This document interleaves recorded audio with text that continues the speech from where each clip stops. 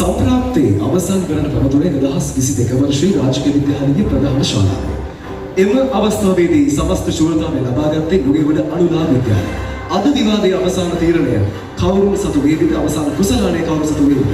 ඒ තමයි හැමෝටම තියෙන ප්‍රශ්නේ. ඒ ප්‍රශ්නෙට උත්තරේ මම හිතුවා මම දෙන්නේ නැතුව ආරාධනා කරන්නට රාජකීය විද්‍යාලයේ ජ්‍යෙෂ්ඨ සිංහල වාද කණ්ඩායම නායක රුචික නවෝදය සොවිරාට ආරාධනා කළා. ඒ තීරණයට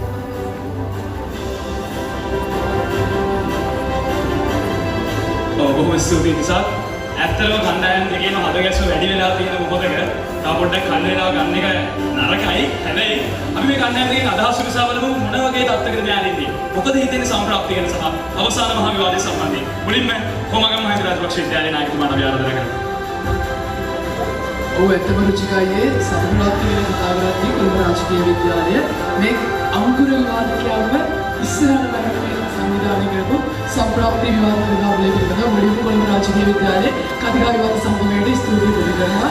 ඒ වගේම මේ අවසන් මහා වේදිකාවත් මේ තරම් සූක්ෂම විදියට ලස්සන විදියට සංවිධානය කිරීම කොළඹ රාජකීය විද්‍යාලයේ කතිකා විවාද සම්පූර්ණයට ස්තුතියි කරනවා වගේම ඇත්තටම අමුතුම විවාදකයන් විදියට අපේ සමගින් පොඩි කියන කාරණාව සහ අපිට ලොකු අත්දැකීම් ගන්නවා මේ විවාද කණ්ඩායම ලබා ගන්න පුළුවන් නා. ඉතින් මම හිතන්නේ සම්ප්‍රාප්ති කියන්නේ ඇත්තටම අමුතුම විවාදකයන්ට බොහොම ස්තුතියි මල්ලි.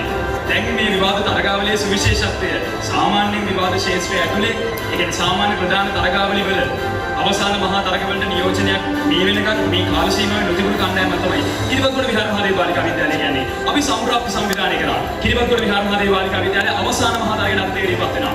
මොකද හිතෙන්නේ අද විවාද තරගාවලිය සම්බන්ධයෙන්? මේ විවාද තරගාවලිය සංවිධානය කිරීම සම්බන්ධයෙන් කොළඹ රාජකීය විද්‍යාලයේ සමස්ත පිරිසට මුලින්ම ස්තුතිය පුද සිටිනවා. ඉක්මනින්ම ප්‍රතිඵලය ලබා ගන්න බලාපොරොත්තු වෙන අද ප්‍රතිඵලය මොකක් වුණත් ඒක සතුටින් බාර ගන්න නිරදීගේ අපි හරි බොහොම ස්තුතියි. දැන් විවාදයේ තීරණය මා සතුයි. සුවිශේෂත්වය කියන්නේ අවසාන මහා තරගයේ තීරණයක් ඒකමතික තීරණයක්. ත්‍රිපුද්ගල විනිශ්චය මණ්ඩලයේ ඒකමතික තීරණයක් අපිට ලැබිලා තියෙනවා. විනිශ්චය මණ්ඩලයේ තීරණයෙන් ජයග්‍රහණය හිමි කර ගන්න කණ්ඩායම. මේ කණ්ඩායම නිවේදනය කරන්න මත්තෙන් මේ විවාද තරගයේ දක්ෂතම විවාදකයා. එහෙම නැත්නම් සම්ප්‍රාප්තිය 2025 අවසාන මහා තරගයේ දක්ෂතම විවාදකයා කොමගම් මහින්ද රාජපක්ෂ විද්‍යාලයේ සිව්වැන්නා.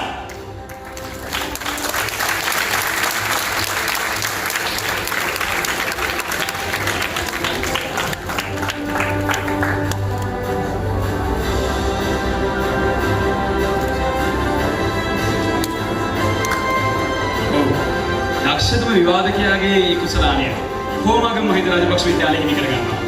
තරගාවලියේ සමස්ත ශූරතාවය සම්ප්‍රාප්ති ගැන පොඩ්ඩක් සඳහන් කරමු. ඒකමතික තීරණයෙන් ජයග්‍රහණය හිමි කර ගන්න ලබන්නේ කොමගම් මහින්ද රාජපක්ෂ විද්‍යාලය.